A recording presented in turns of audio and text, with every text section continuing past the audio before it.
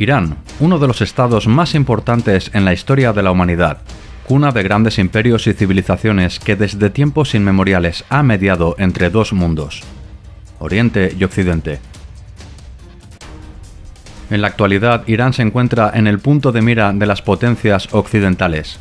¿Cuáles son los motivos?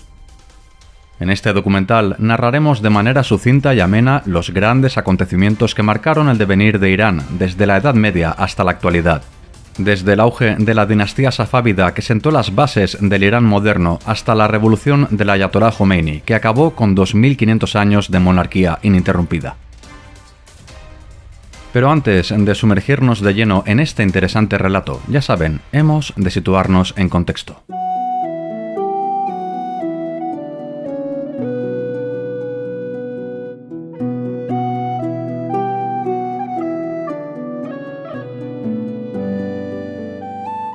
Desde el tercer milenio antes de Cristo, en la meseta iraní y su periferia se han instalado y desarrollado diversas civilizaciones, que con pocas variaciones han conformado estados con unas fronteras similares al actual Irán. En la Edad Antigua encontramos a aqueménidas, partos y sasánidas, dinastías étnicamente persas que en mayor o menor medida reivindicaron el zoroastrismo como religión oficial. Esto cambió a mediados del siglo VII, cuando el imperio sasánida fue absorbido por el pujante Islam, iniciando de esta manera un proceso de conversión a gran escala que ha mantenido hasta nuestros días esta religión como la predominante en Irán. La Edad Media persa estuvo caracterizada por un seguido de disputas dinásticas que finalizaron con la entrada en el siglo XIII de Gengis Khan y sus hordas mongolas. Ghazan Khan, uno de sus sucesores, adoptó el Islam sunita como religión propia y de su estado, siguiendo una serie de gobernantes de origen túrquico creyentes en esta vertiente del Islam.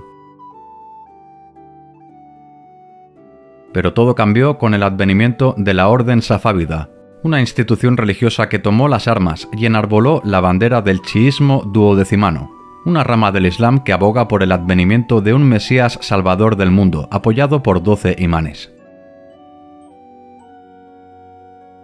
De esta manera, Ismail, el primer monarca safávida, convirtió a la Persia suní en chií, una decisión que veremos arrastra consecuencias hasta nuestros días, pues la mayoría de estados vecinos del Irán moderno son sunitas, una situación que ha acarreado no pocos problemas en la región.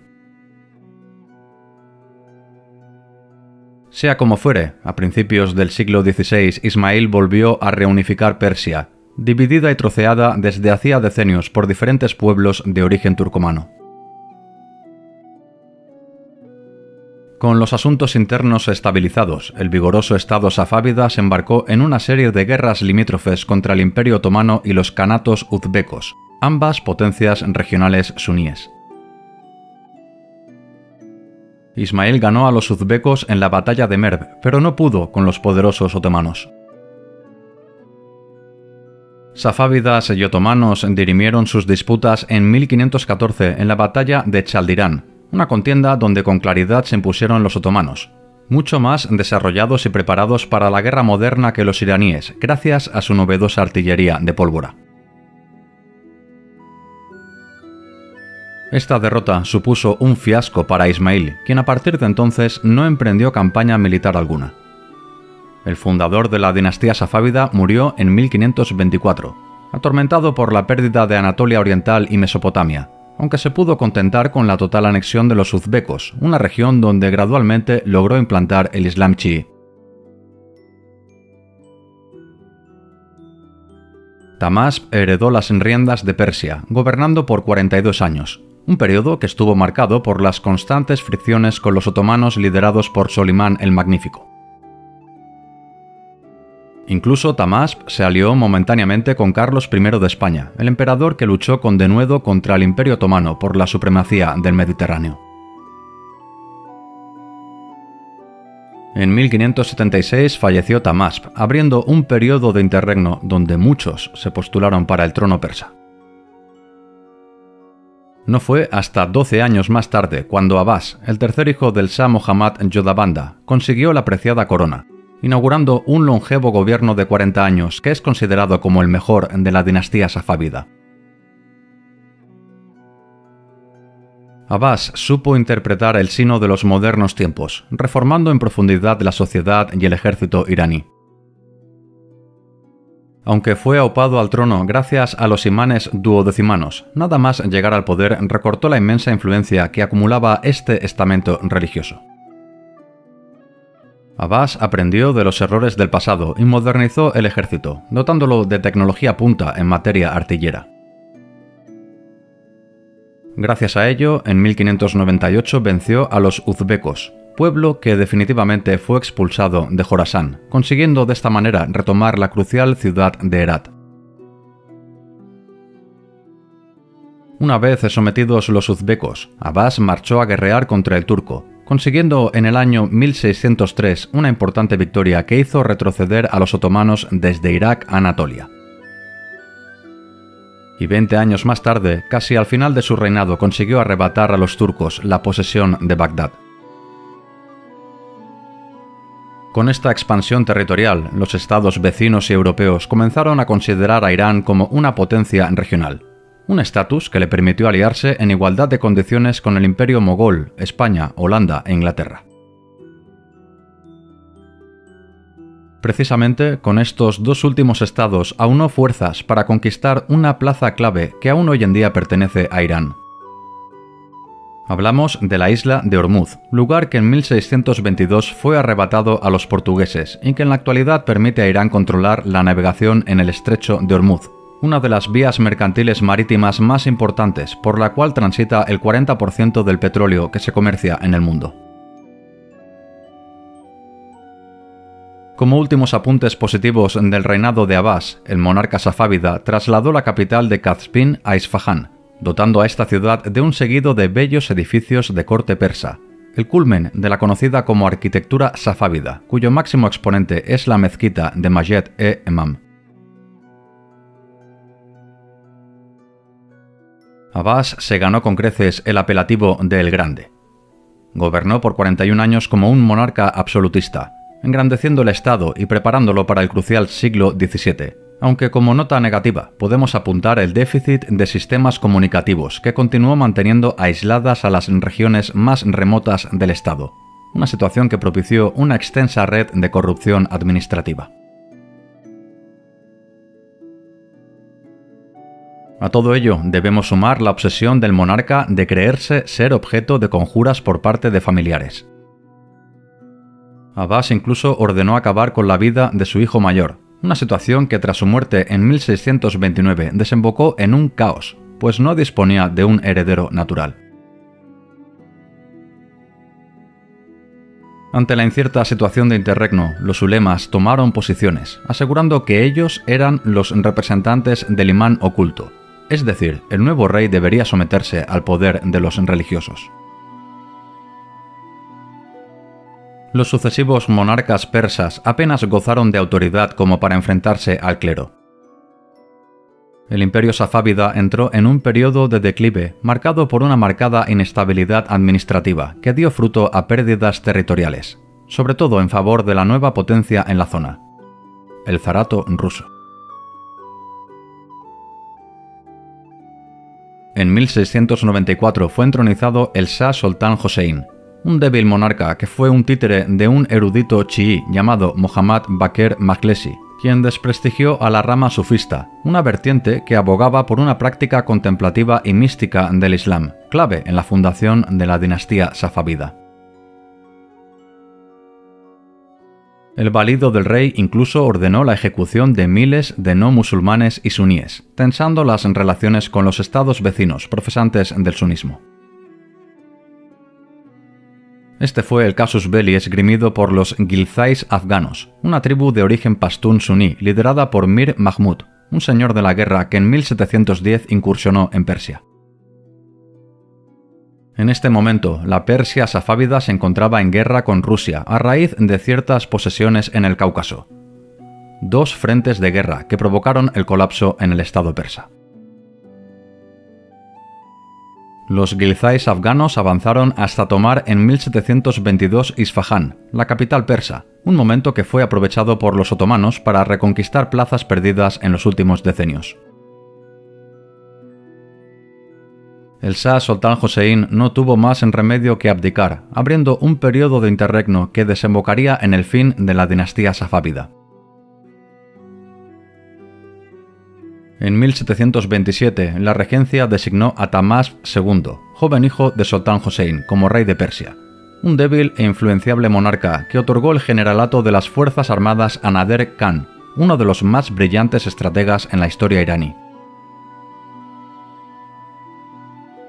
Los afganos Ghilzai eran buenos combatientes, pero pésimos gobernantes, motivo que provocó la insurrección de los persas sometidos, una situación que aprovechó Nader Khan para en 1729 derrotar a los Ghilzai en la batalla de Dangam, una victoria que le permitió recuperar la capital Isfahán y la importante ciudad de Herat.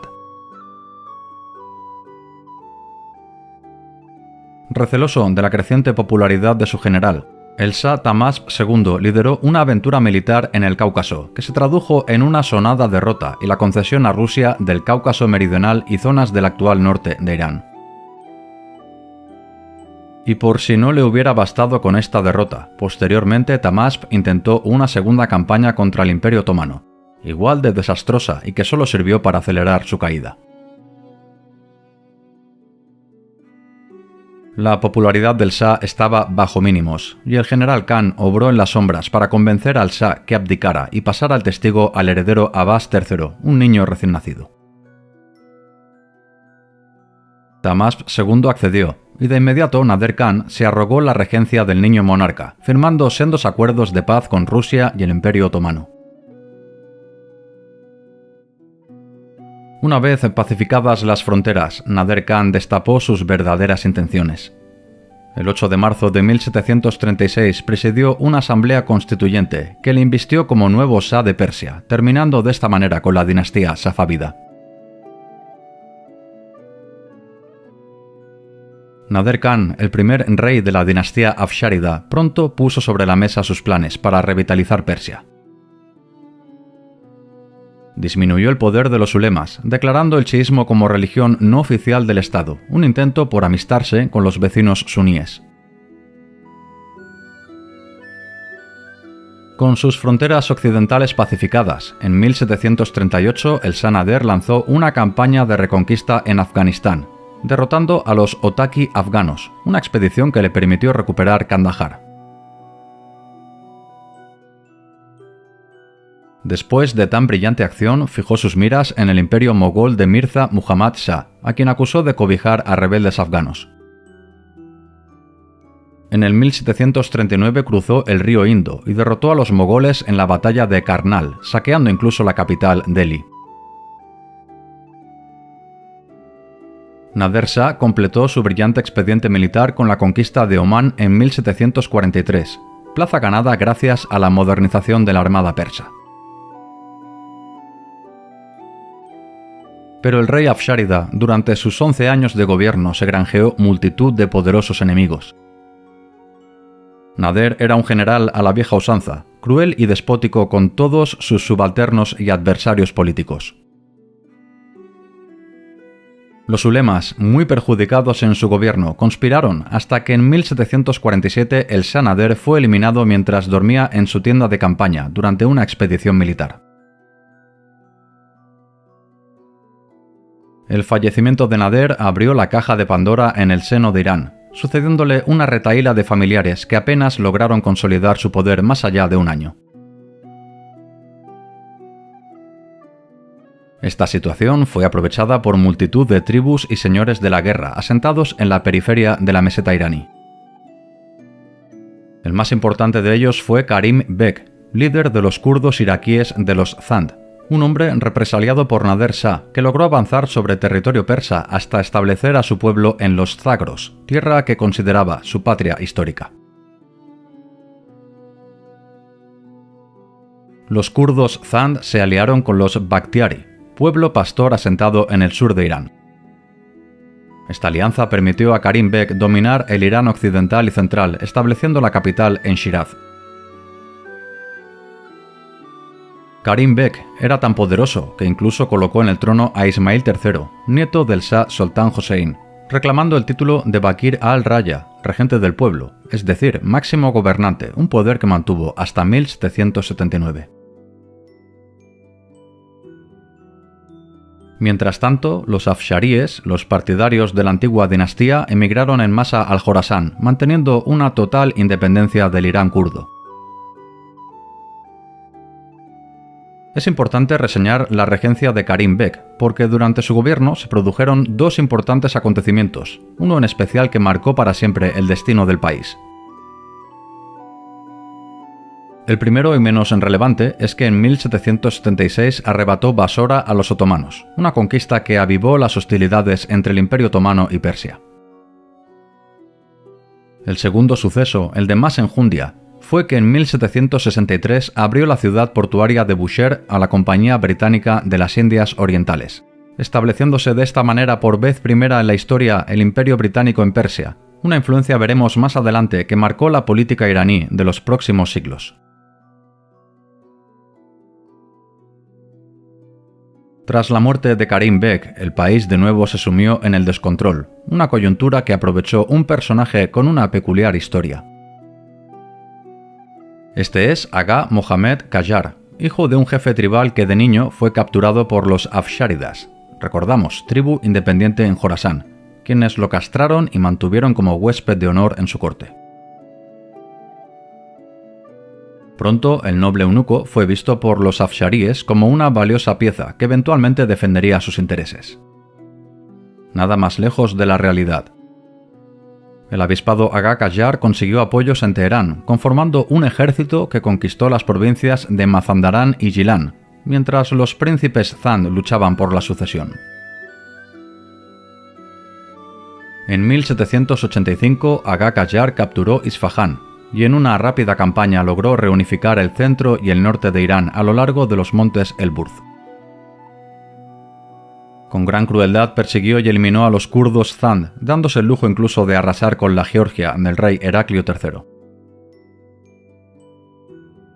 De esta manera, Agha Mohammad Qajar fue coronado como rey de Persia en 1796, el primero de la dinastía Qajar, la penúltima familia real que gobernaría Irán. Nada más acceder al poder, Agha Shah marchó al Jorasán, región en manos de los que habían sido sus captores, los afsharíes, a los cuales sometió y de esta manera restituyó de nuevo las fronteras de 50 años atrás bajo el gobierno de Nader Shah. Pero el primer soberano de la dinastía Qajar fue eliminado en 1797 por sus sirvientes, debido a la crueldad con que el eunuco se relacionaba con todo el mundo. Le sucedió Fath Ali Khan, su sobrino, un pusilánime rey que gastó muchos esfuerzos en derrotar a todos los usurpadores y que sobresalió por gastar el tesoro estatal en ceremonias y arte. En medio de la ociosidad del rey, Persia tuvo que hacer frente a potencias extranjeras que olieron la debilidad del país, en exceso atrasado según los estándares de la época. En 1804, una delegación de la Francia napoleónica llegó a Persia. Napoleón consideró a este país como un actor proxy que pudiera frenar al expansivo zarato ruso. Veremos, esta fue la chispa que detonó la primera guerra ruso-persa. Los británicos también entablaron conversaciones con el persa, viendo en este estado una oportunidad de mercado debido a los grandes recursos con los que contaba y que apenas disponía de tecnología y mano de obra especializada para extraerlos. Además, Irán era un estado vecino en sus colonias orientales. Gran Bretaña planteó la posibilidad de una doble alianza. A cambio de luchar contra Rusia en el Cáucaso, prestarían apoyo a los iraníes para conquistar territorios en Afganistán. Una alianza, no obstante, que se fue al traste cuando en 1812 rusos y británicos lucharon en el mismo bando contra Napoleón. Persia se quedó sola en el Cáucaso y en 1813 no tuvo más remedio que firmar el Tratado de Gulistán, un acuerdo por el cual los iraníes tuvieron que ceder a Rusia el control de las actuales Armenia, Azerbaiyán y Georgia, prohibiendo además en Rusia la presencia de buques iraníes en el mar Caspio. Amenazada en todas sus fronteras y aislada internacionalmente, en 1814 Persia firmó un acuerdo con Gran Bretaña, un tratado que estableció que los británicos deberían ayudar a Persia si era atacada por otra potencia europea, y a su vez Persia debería prestar apoyo en la inminente campaña británica en Afganistán. El nuevo siglo XIX dejó atrás a Persia, país que no logró modernizarse en lo económico y administrativo, y menos aún en materia militar. Parece ser que el príncipe heredero Abbas Mirza no entendió esta situación. En 1826 lanzó una campaña unilateral contra Rusia, esgrimiendo como casus belli que los antiguos súbditos persas estaban siendo obligados a convertirse al cristianismo ortodoxo. Rusia aplastó de nuevo a Persia y en 1828 se firmó el Tratado de Turkmenchai, un vergonzante acuerdo que estipuló que varias regiones transcaucásicas pasaran a dominio ruso, además de fijar unas cuantiosas indemnizaciones de guerra, cifradas en 20 millones de rublos, una fortuna en la época.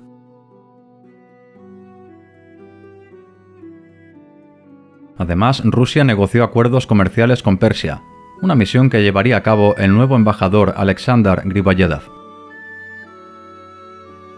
El tratado de paz voló por los aires a causa de 2 mujeres armenias y un eunuco que huyeron del harén del Shah y solicitaron refugio en la embajada rusa. El Shah pidió que se les entregara a los fugitivos, pero el gobierno ruso invocó una de las cláusulas del acuerdo de Turkmenchai, por el cual los súbditos georgianos y armenios tenían derecho a regresar a su patria. La tensión escaló hasta que los manifestantes irrumpieron en la embajada y lanzaron por la ventana al embajador, para después ser linchado por la enfurecida masa. El zar Alejandro I se enfureció, a tal extremo que propuso una total invasión del país, una medida que fue atemperada por sus consejeros, pues en este momento Rusia se encontraba en conflicto con el Imperio Otomano. Fath Ali Shah falleció en el año 1834, tras un longevo y funesto reinado de 37 años. Pronto, rusos y británicos se inmiscuyeron en la sucesión real, en el asunto diplomático conocido como el Gran Juego, acordando ambas potencias la entronización de Muhammad Mirza, nieto del rey fallecido. El nuevo Shah deseó congraciarse con su Estado Mayor y pueblo, emprendiendo en 1837 una campaña que tuvo como fin reconquistar Herat, ahora en posesión de los pastunes afganos. Este movimiento unilateral del Shah fue tomado por Gran Bretaña como una amenaza a sus intereses en la zona, un acto quizá influenciado por Rusia. Meses más tarde, los británicos ocuparon la isla de Kark, amenazando al gobierno persa con una total invasión de su país si no abortaban la campaña afgana. Muhammad Mirza, soberano de un país muy atrasado en todos los sentidos, accedió. Esta nueva intromisión extranjera fue vista por el pueblo llano y ciertos sectores de la intelectualidad como una nueva afrenta a la idiosincrasia e independencia de la milenaria Persia. El Shah Muhammad intentó congraciarse con su pueblo, lanzando una campaña contra el Imperio Otomano, una expedición que apenas sirvió para malgastar miles de vidas humanas. En 1847, diversas potencias europeas mediaron en el Tratado de Erzurum, el acuerdo que delimitó de manera clara y concisa las fronteras entre ambos estados, una paz que no fue rota hasta el estallido de la Primera Guerra Mundial. Un año más tarde de la rúbrica de este tratado, murió de gota Mohammad Shah, tomando el relevo el enérgico príncipe Nasser al-Din Shah, de tan solo 16 años de edad. El nuevo Shah, sabedor de la gravedad de su nación, planteó una reforma urgente en todos los estamentos. Persia estaba poco industrializada y dependía en demasía de la exportación de materias primas, con unas infraestructuras poco avanzadas y eficientes. La producción nacional era insignificante, y además el país apenas contaba con mano de obra nacional con cierta experiencia técnica. Persia necesitaba entrar en el siglo XIX. Nasser Shah delegó en su visir Amir Kabir una batería de reformas que revitalizasen al país. En 1851 se fundó el Dar ul Funun, el primer instituto de enseñanza superior de Irán, una escuela militar y técnica donde solo pudieron estudiar los miembros de la clase alta. Una universidad elitista que no obstante abrió la oportunidad para que a lo largo de las siguientes décadas se fundaran decenas de centros especializados en todo el país. Otro problema a resolver era la galopante corrupción en la administración. El visir Kabir despidió a miles de funcionarios y recortó los salarios de los que quedaron. Además, con el beneplácito del Shah, restringió los fondos del harén y reguló los aranceles aduaneros, que antes cobraban directamente los comerciantes. En materia agropecuaria, el nuevo gobierno subvencionó la producción de caña de azúcar y el algodón, gravando a los terratenientes por su productividad, no por el tamaño de sus propiedades. Una medida que aumentó la producción agrícola y permitió que muchos campesinos regresaran de la ciudad para trabajar en el campo. El ejército también sufrió severas reformas. Oficiales austríacos e italianos fueron invitados al país, expertos que recomendaron modificar el sistema de reclutamiento, así como atajar la consuetudinaria costumbre persa de pagar a los oficiales para que éstos se encargaran de abonar la soldada. Ahora sería el Estado quien pagaría directamente el salario a los militares. Desde la administración se facilitó además la presencia de empresas extranjeras, que en pocos años dieron empleo a miles de trabajadores y permitieron la tecnificación de ciertos sectores. En lo cultural, Nasser Shah fomentó la literatura persa y creó la primera gaceta estatal. Pero estas ambiciosas reformas no gustaron a todos los sectores de la población. Los ulemas atesoraban un inmenso poder, sobre todo en el sector judicial, ya que los imanes tenían potestad para condenar y legislar tanto en el ámbito civil como el religioso. Los ulemas aún invocaban los privilegios del chiismo duodecimano, un credo que aseguraba que los imanes prevalecían sobre el Shah. A riesgo de enemistarse con el clero, el visir Kabir recortó de manera notable el poder religioso en el Estado, destituyendo a jueces religiosos y prohibiendo el bast, un perdón al que se podían acoger los criminales para conmutar su pena a cambio de enclaustrarse en una mezquita por un tiempo definido. Estas medidas provocaron revueltas, instigadas por la poderosa institución religiosa de los ulemas. El Shah Nasser cedió y destituyó al visir Amir Kabir, destinándolo a Kashan como comandante de las tropas allí acuarteladas. Nada más llegar a destino fue detenido y puesto bajo arresto domiciliario. En 1852 fue ejecutado por orden del Shah.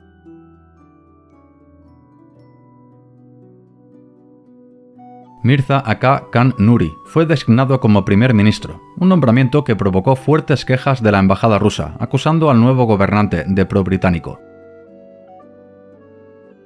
Nasser Shah abordó este cambio de rumbo de su gobierno con un aislamiento de la política exterior, declarando Persia como país neutral durante la Guerra de Crimea, conflagración que enfrentó a rusos contra franceses, otomanos y británicos. El Shah vio una oportunidad de oro para capturar antiguas plazas persas bajo dominio otomano. Lanzó una campaña militar que fue sancionada por Gran Bretaña y que provocó en 1855 la ruptura de relaciones entre ambos estados. Si no podía marchar al oeste, lo haría al este. En 1856, los ejércitos persas capturaron Herat, ciudad ocupada por los afganos, una acción que colmó la paciencia de Gran Bretaña. En 1857, los británicos tomaron la isla de Kark y desembarcaron en Bushire, llegando en una fugaz expedición hasta el corazón del país. Nasser Shah se rindió, firmando unas capitulaciones donde Napoleón III ejerció como intermediario. Los británicos se mostraron magnánimos, instando solo a Nasser Shah a renunciar a Herat y toda pretensión sobre territorios afganos. Persia no se vio obligada a abonar indemnizaciones de guerra. Los británicos actuaron de esta manera por el temor que una deshonrosa derrota acercara a los persas al enemigo ruso. En el año 1858, Nasser Shah destituyó al primer ministro Aka Khan Nuri, con el objetivo de tomar él mismo las riendas del Estado. En la década de 1860 se inauguró la primera línea telegráfica persa que unió Teherán con el sur, una modernización no obstante que se vio empañada por una feroz hambruna y una serie de expediciones rusas que se apoderaron de un puñado de territorios fronterizos. Estaba claro que Persia debía renovarse o morir. Nasser Shah nombró como primer ministro a Mirza Hossein Khan, embajador en Estambul y hombre que había viajado por todo el mundo, un claro partidario de la occidentalización del país. En realidad, el nuevo primer ministro trabajó para los intereses británicos, favoreciendo la entrada de empresas y capital provenientes de este país, que dieron como resultado uno de los episodios más vergonzantes en la historia de Irán.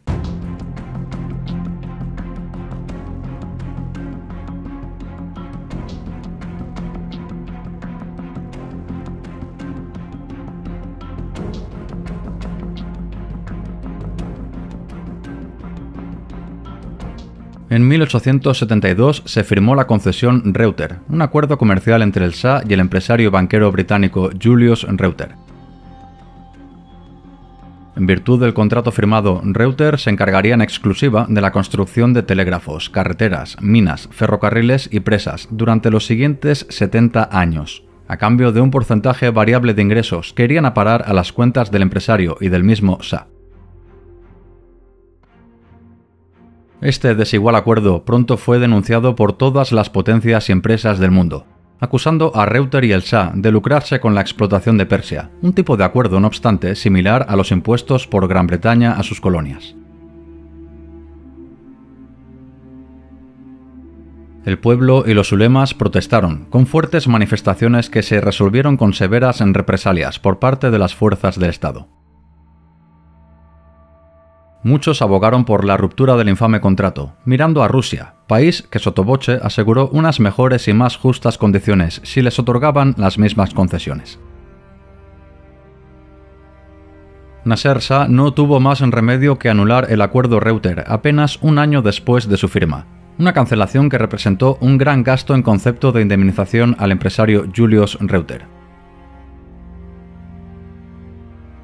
Durante el último cuarto de siglo, Persia mantuvo un perfil bajo, sin relevancia internacional ni guerras con los estados limítrofes. El país vivía en una economía de subsistencia, con una clase media y baja empobrecida. El mayor porcentaje de ingresos del Estado provenía de la venta de recursos a un precio muy bajo. Nasser Shah intentó amistarse con rusos y británicos, los dos estados con más interés en Persia. En virtud de ello, en 1879 la brigada cosaca rusa se estableció en Teherán, con la misión de renovar el ejército persa. En realidad coparon muchos puestos del alto mando, quedando de esta manera Persia bajo el control de las fuerzas armadas rusas. Y para contentar a los británicos, en 1889 les concedió la administración del Banco Imperial Persa, bajo mando del mismo empresario Julius Reuter. Los altos cargos del banco fueron asignados en su mayoría a británicos, quienes tenían la potestad exclusiva de emitir billetes. Y el último error del Shah. En 1889 el Tesoro quebró, a causa de la concesión del monopolio de la producción, distribución y exportación del tabaco persa al mayor británico Gerard Talbot. Este acuerdo supuso la creación de la Imperial Tobacco Corporation, un pingüe negocio para el empresario británico, pues se aseguró la exclusividad por 50 años y un 25% de las ganancias. Nada más conocerse los términos del negocio, las calles de los principales centros urbanos explotaron. Y es que la implementación de la Imperial Tobacco Corporation supuso la prohibición de la venta de este producto en los bazares, muy populares en Persia. A partir de ahora serían empleados de la compañía quienes se encargarían de la distribución y venta en exclusiva. Los comerciantes, que vieron cómo sus ingresos se reducirían de manera drástica, recibieron el apoyo de los ulemas, que también vieron amenazadas sus cuentas, pues hasta entonces el Estado permitía que terratenientes plantaran tabaco en las tierras del clero. Durante la primavera de 1891, las ciudades de Teherán y Shiraz se insurreccionaron, unas manifestaciones que fueron duramente reprimidas por el Shah. Pronto surgió una figura que encabezó las protestas, un mujtahid chií llamado Mirza Hassan Shirazi, quien planteó como solución la proclamación de una fetua, es decir, una sentencia legal en el Islam, que acusó al Shah de impiedad, asegurando que el consumo de tabaco era delito en el credo chií. Hasta entonces el tabaco era muy popular en Persia, pero a raíz de esta fetua, una gran parte de la población dejó de fumar, e incluso muchos terratenientes quemaron sus plantaciones. Sin consumo interno de tabaco no había negocio. El Shah no tuvo más remedio que cancelar el contrato en enero de 1892, abonando 500.000 libras de indemnización, un dinero del que no disponía, y tuvo que pedir prestado a bancos rusos y británicos. En mayo de 1896, Nasser al-Din fue tiroteado y asesinado en público. Le sucedió su hijo Mozaffar ad-Din, con una amplia experiencia de gobierno, pues había ejercido como máxima autoridad por 35 años en Azerbaiyán. El nuevo Shah designó a Amin al-Soltán como nuevo primer ministro, cuya primera encomienda fue viajar por Japón, Suiza y China, con el fin de observar y replicar un plan de modernización en Persia. Amin al-Soltán continuó con la línea de contentar por igual a rusos y británicos. A los primeros mediante una masiva petición de crédito a bancos rusos, una medida que se complementó con una bajada de aranceles a los productos de este país y un encarecimiento de los británicos. Para contrarrestar la indignación británica, en mayo de 1901 el primer ministro firmó un contrato con un millonario británico-australiano llamado William Knox D'Arcy, a quien le otorgó los derechos exclusivos por 50 años sobre el gas y el petróleo persa, a cambio de un pago anual de 40.000 libras y el 16% de las ganancias, que irían a parar al tesoro estatal. Británicos y australianos se lanzaron a la búsqueda del oro negro persa. Gracias a los avances en prospección, en mayo de 1908 se encontró una gran bolsa, un negocio que se aseguró el gobierno británico con la creación de la Anglo-Persian Oil Company, empresa en la cual el Estado británico se reservó el derecho de ser el principal accionista. Estas medidas pronto fueron vistas por los ulemas como una nueva flagrante injerencia extranjera. La fundación de universidades, periódicos y demás instituciones propició el florecimiento de la intelectualidad, en su mayoría jóvenes de buena familia que habían estudiado en Francia o el Reino Unido. Muchos miraron el modelo de monarquía parlamentaria occidental. Pronto, con el beneplácito de los ulemas, surgieron protopartidos políticos que encabezaron las manifestaciones por una reforma constitutiva que permitiera la creación de una cámara representativa. Las protestas fueron reprimidas y los encarcelados se acogieron al bast, el perdón religioso, con el claro consentimiento de los ulemas. En 1906, el Shah Mozaffar destituyó al primer ministro Amin al-Soltán, una medida que los manifestantes consideraron insuficiente. Pocos meses más tarde se creó la Casa de la Justicia, el primer parlamento iraní. Pero esta institución política, en la práctica, estaba dominada por el Shah. Las protestas continuaron, exigiendo a los manifestantes la fundación de un parlamento similar a la Duma rusa. De esta manera, en 1906 se creó el Majlis, la primera y verdadera asamblea representativa en la historia de Irán. El 7 de octubre de 1906 se marcó como el primer día en que los persas votarían en unas elecciones representativas. El derecho a voto se restringió a varones mayores de 30 años que fueran propietarios de un terreno o una vivienda, Se calcula un 25% de la población total. Los ulemas y los liberales vencieron sobre el partido del Shah, proponiendo a los ganadores la constitución de unas leyes fundamentales para el reino, basadas en la creación de un senado que legislara. 4 días después de firmar la primera constitución, falleció de un infarto el Shah Mozaffar, siendo sucedido por Muhammad Ali Shah. Este proceso de democratización fue tutelado por británicos y rusos, estados que manejaban Persia entre bastidores. A principios del siglo XX, Alemania se significaba como una seria amenaza para todos los estados europeos y que mostró cierto interés en Persia.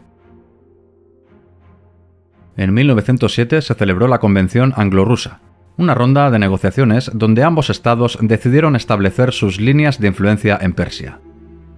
El norte sería asunto ruso y el sur quedaría a cargo de Gran Bretaña. De esta manera, Rusia mantuvo su brigada cosaca enquistada en el ejército y los británicos continuaron copando la administración y economía persa. Mientras tanto, el nuevo Shah intentó apoderarse por la fuerza del Majlis, el Parlamento, una tentativa que fue frustrada por británicos y rusos, quienes advirtieron al rey persa que dejara fluir los asuntos políticos. En este momento, el poder político estaba dividido en 3 grandes bloques. Por una parte estaban los musulmanes conservadores, quienes consiguieron ratificar el chiismo duodecimano como religión oficial del país, asegurándose de que todas las reformas de enjundia deberían pasar por el filtro de un comité religioso. Por otra parte tenemos a los liberales, a favor de una apertura democrática. Y en último término encontramos al partido más numeroso, la izquierda radical, de influencia marxista, que abogaba por el laicismo del Estado, así como un acercamiento a Alemania. Pronto, la Rusia zarista actuó contra este último partido.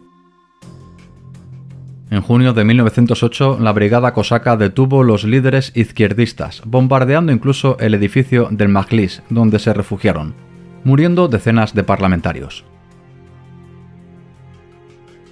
La brigada cosaca ajustició a decenas de intelectuales, entre ellos Jahangir Khan, fundador de la revista liberal Sur-e-Srafil.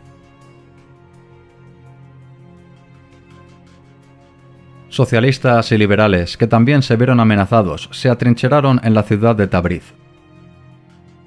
El Shah movilizó el ejército y puso bajo sitio a esta ciudad, aguantando los reformistas 10 meses de asedio, que fue paralizado por órdenes directas de Rusia. Esto fue visto como un triunfo por los constitucionalistas, quienes salieron de Tabriz para ocupar Teherán, conformando un ejército irregular comandado por el militar Yeprem Khan. Los rebeldes se hicieron con el control de la capital, consiguiendo detener y deponer al rey Muhammad Ali Shah, quien no tuvo más remedio que partir al exilio a Rusia. Los vencedores entronizaron a su hijo Ahmad, un niño de 11 años del que se sirvieron como títere para implementar sus reformas democráticas. Primero de todo, instituyeron un gobierno formado por liberales y radicales de izquierda, un órgano que pronto se encargó de detener y encarcelar a los políticos más escorados a posiciones conservadoras. Tras una votación, en diciembre de 1908 se presentó el segundo Majlis. El nuevo gobierno planteó la reforma total del ejército, todavía en manos de la brigada cosaca rusa. A tal efecto, reclamaron la venida de Morgan Schuster, un asesor estadounidense que partió a Irán con el objetivo de estrechar lazos y buscar oportunidades políticas y económicas para su país. Esta medida no gustó a los rusos, cuyo gobierno en 1911 promovió un fallido golpe de estado del depuesto rey Muhammad Ali. Los constitucionalistas frenaron la intentona, desposeyendo de tierras a la familia del Shah en concepto de indemnización, unas medidas dictadas en la sombra por el agente estadounidense Schuster.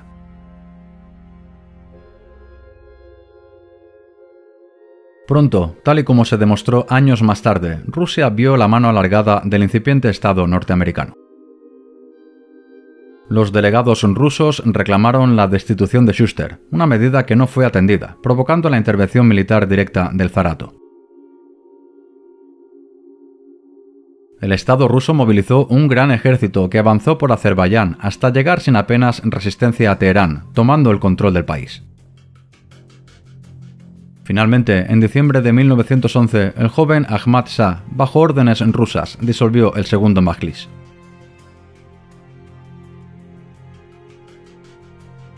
Durante la Primera Guerra Mundial, Persia se mantuvo neutral, debido en gran parte a la debilidad de su ejército. Se calcula que tan solo contaba unos 20.000 efectivos. En el transcurso de la Gran Guerra, tan solo se registraron combates de baja intensidad en la frontera con el Imperio Otomano, pues este último estado sí participó en la contienda en el bando de las potencias centrales. La política persa cambió con la Revolución Rusa de 1917. La joven Unión Soviética, tras firmar el Tratado de Brest-Litovsk, abandonó la guerra y todas las ambiciones expansionistas del extinto zarato. Esto significaba que, en teoría, la Unión Soviética evacuaría la Brigada Cosaca y todos los agentes militares de Persia. Gran Bretaña entonces vio su oportunidad de oro de apoderarse de Irán. En 1919 se firmó el Acuerdo Anglo-Persa, un tratado por el cual el país europeo se comprometió a prestar 2 millones de libras, ayudar al desarrollo de infraestructuras y remodelar el ejército persa con cuadros británicos. A cambio, Gran Bretaña se aseguraría la explotación en exclusiva de los nuevos yacimientos de petróleo iraníes, un preciado recurso indispensable para las guerras del futuro, tal y como quedó demostrado durante la Primera Guerra Mundial. Tras la consolidación de la Revolución Rusa, los soviéticos se desdijeron de sus palabras, desembarcando en Bandar-e-Anzali, una ocupación que justificaron con el argumento de que los británicos acogían en Persia a rusos blancos, es decir, agentes de la contrarrevolución.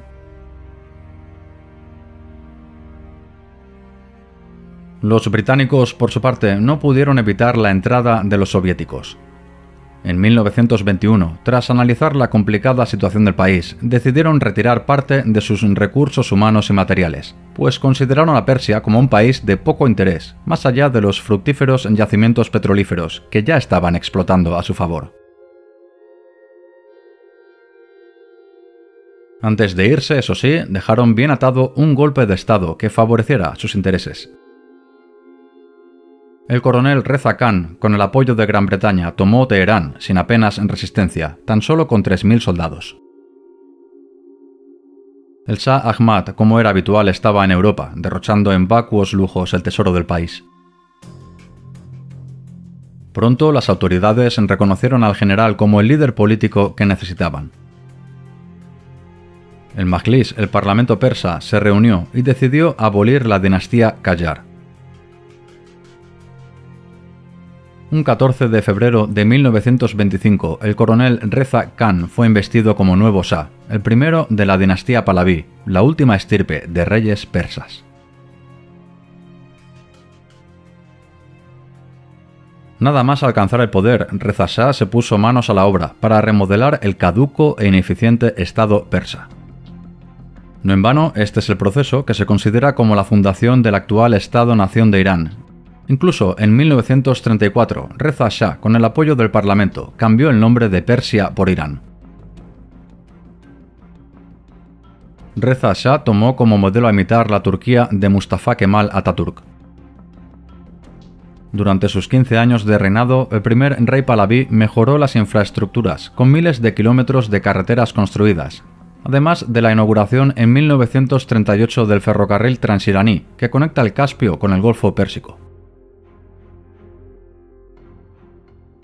En materia educativa, en 1934 inauguró la Universidad de Teherán, la punta de lanza de una ambiciosa reforma educativa basada en un modelo público desde la escuela primaria, una medida con la que pretendió erradicar el analfabetismo galopante en el país, estimado en un 80%. De hecho, tal y como sucedió en Turquía, permitió a las mujeres estudiar en la universidad e incluso trató de liberarlas del chador o cualquier prenda obligada por el Islam, una medida no obstante que se topó con la férrea oposición de los ulemas. Reza Shah Pahlaví consintió en respetar al chiismo como religión prevalente en Irán, pero no estuvo dispuesto a que estuviera por encima del Estado. Despojó a los religiosos de privilegios varios, así como del poder judicial, marginándolos solo a litigios que estuvieran relacionados con cuestiones de la fe. La cultura y las artes afloraron, y desde el gobierno se intentó urbanizar a la sociedad iraní mediante el impulso de la industria nacional. En materia militar, Reza Shah Pahlaví modernizó el ejército, dotándolo de tecnología acorde al momento y aumentando el número de efectivos hasta alcanzar los 100.000. Reza Shah no se inmiscuyó en ningún conflicto armado con sus vecinos, centrando sus esfuerzos militares en neutralizar los señores de la guerra establecidos en las regiones más remotas. La cara oscura de Reza Shah la encontramos en el enriquecimiento de sus cuentas bancarias a costa del Estado iraní. Además, el primer rey de la dinastía Pahlaví redobló la censura a la prensa y reprimió con dureza a socialistas y comunistas, previo paso a ilegalizar todos los partidos políticos.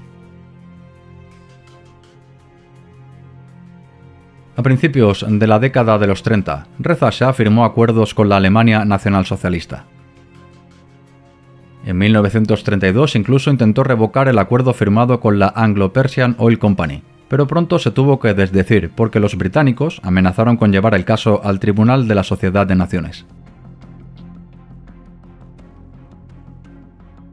La Segunda Guerra Mundial estalló y los pozos petrolíferos iraníes eran fundamentales para la línea de suministros de los aliados. En agosto de 1941, Gran Bretaña y la Unión Soviética invadieron Irán, provocando la abdicación de Reza Shah en noviembre de ese mismo año. Ambas potencias acordaron la entronización de Mohammad Reza Khan, hijo de Reza Shah.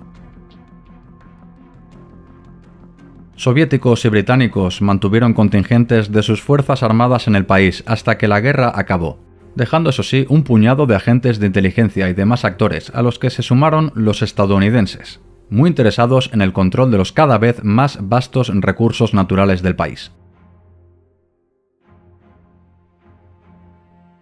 Los soviéticos basaron su estrategia en la financiación e infiltración de agentes en movimientos separatistas de Azerbaiyán y Kurdistán. Mientras tanto, el nuevo Shah transigió en la legalización de partidos políticos, estableciéndose en el Majlis 3 fuerzas mayoritarias. El Tudeh era la opción socialista, Fada y Jan-e representaban a los islamistas tradicionales, y el mayoritario era el Frente Nacional, con un marcado carácter nacionalista, dirigido por Mohammad Mossadegh, personaje clave en la historia de Irán. El Shah nombró a Ali Razmara primer ministro, quien fue eliminado en 1951 por los conservadores, ya que se opuso a la nacionalización de los recursos, requisito innegociable que reclamaba Mohammad Mossadegh. El Shah Mohammad no tuvo más en remedio que nombrar a este último, el político más popular, como nuevo primer ministro, y de inmediato se puso manos a la obra con su promesa de nacionalizar recursos, creando la National Iranian Oil Company. Tras conseguir un mandato de poderes de emergencia válido por 6 años, Mossadegh expulsó a la mano de obra británica en los yacimientos petrolíferos, una medida que fue respondida por Gran Bretaña con la congelación de los activos iraníes, un boicot a sus productos y un tenaz bloqueo comercial. El primer ministro iraní rompió relaciones con Gran Bretaña y a la vez abordó la segunda parte de su ambiciosa reforma. Pretendió expropiar tierras a los grandes terratenientes, así como gravar con mayores impuestos a los más ricos. Además, recortó la financiación al ejército, una medida que provocó que buena parte de los militares se pusieran de parte del Shah.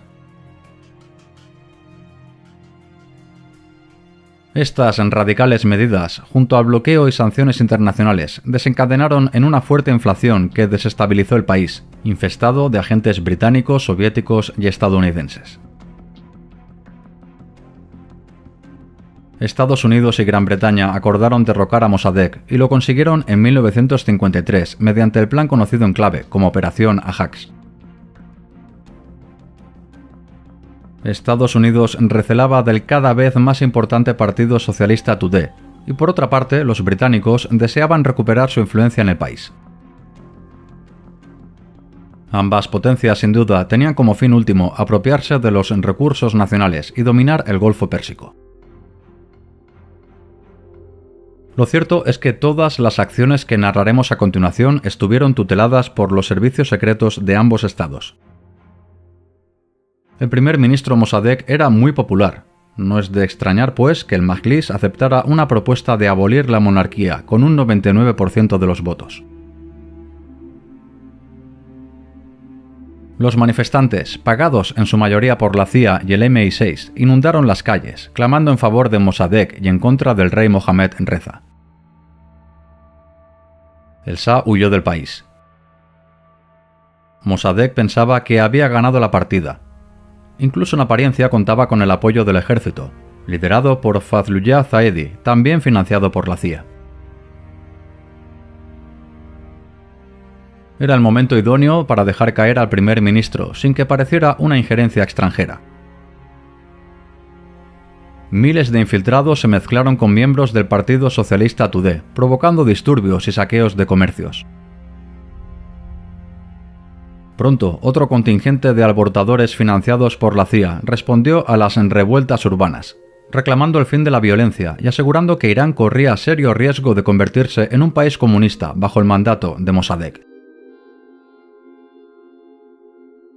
Entonces, los manifestantes, siguiendo órdenes de Estados Unidos, asaltaron la casa de Mossadegh, quien se entregó al ejército para después ser arrestado. Pocas semanas más tarde, el Shah regresó entre vítores de los mismos alborotadores subvencionados. Mossadegh vivió el resto de sus días bajo arresto domiciliario y el general Fazlullah Zaedi, agente de la CIA, fue nombrado primer ministro.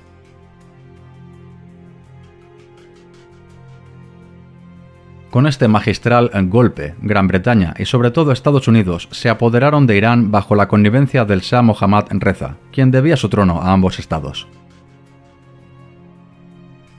Durante los siguientes años, el país vivió bajo el peso de una estricta ley marcial, controlado por el temible servicio secreto Shabak.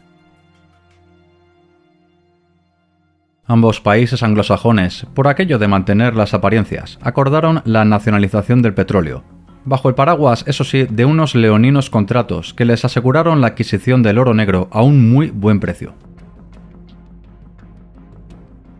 Además, en 1955 se firmó el Pacto de Bagdad, una alianza defensiva parecida a la OTAN en Oriente Medio, con el fin de frenar el avance soviético en la zona, cuyos miembros eran Irak, Irán, Turquía y Pakistán.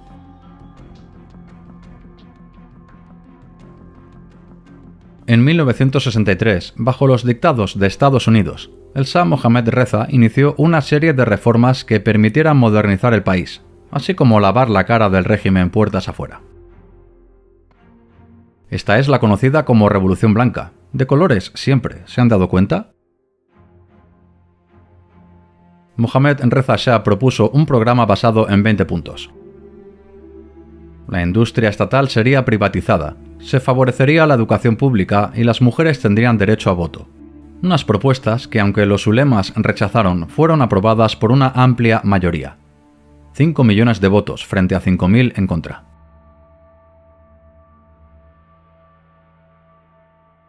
La progresiva secularización e intervención extranjera en el país pronto generó descontento en todas las clases sociales.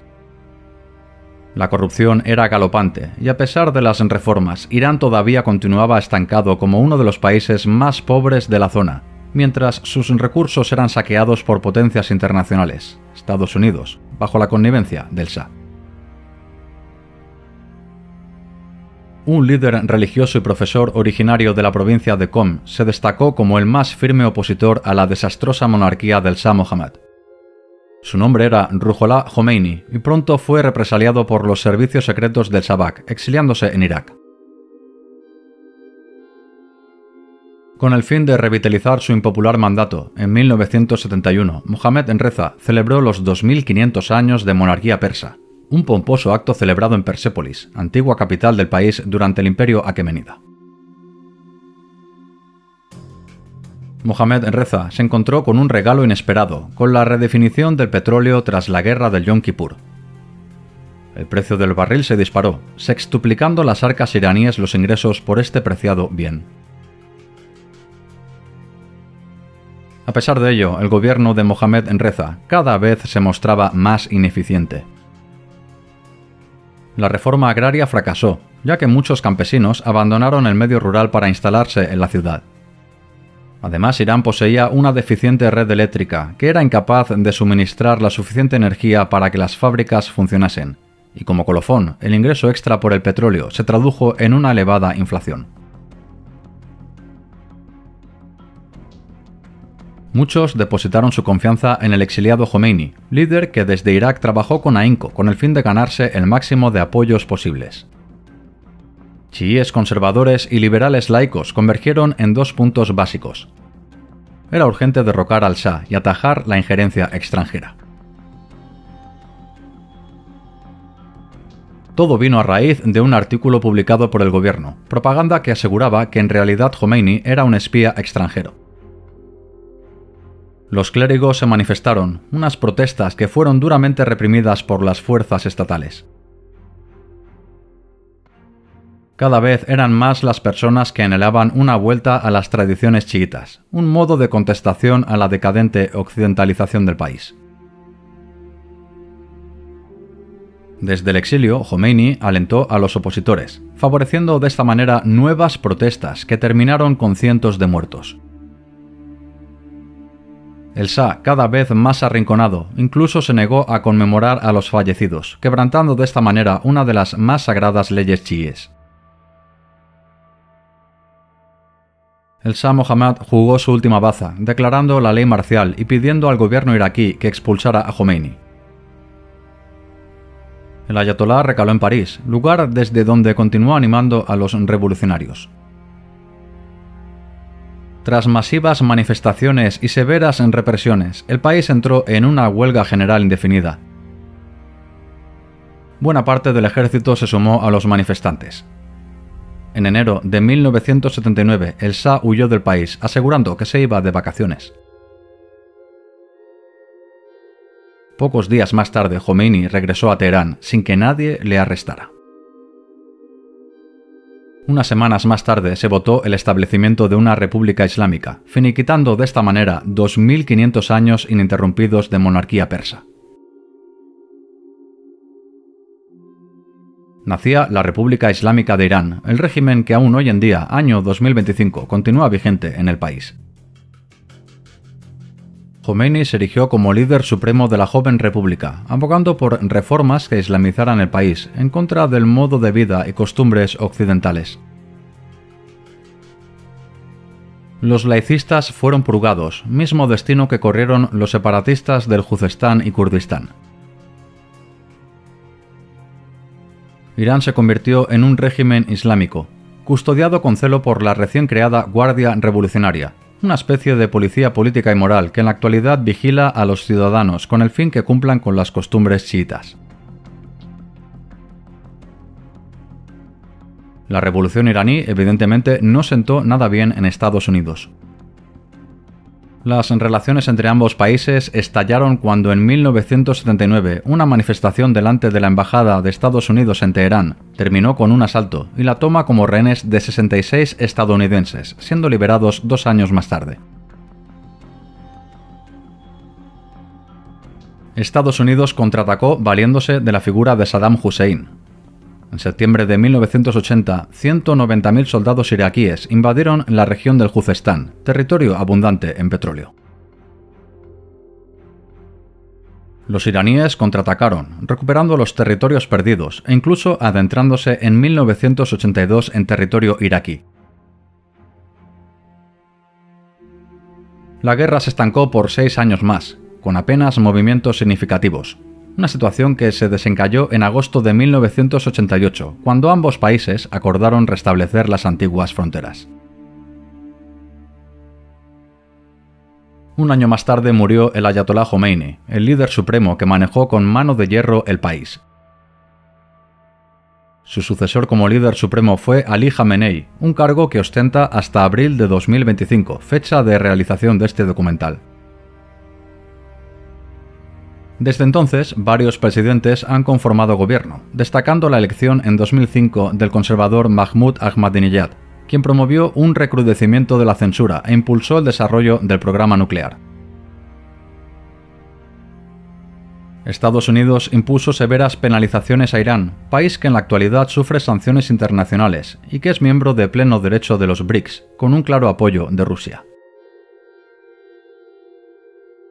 Para ahondar en los sucesos actuales, les recomiendo seguir en YouTube canales informativos como Clave Geopolítica, La Magia de la Bolsa, Rubén Gisbert, Euroestrategos o el canal del coronel Pedro Baños. Esta es la historia del Irán moderno, un país clave en materia geopolítica y en la historia del mundo, cuna de civilizaciones e imperios que han legado una innegable impronta en la humanidad.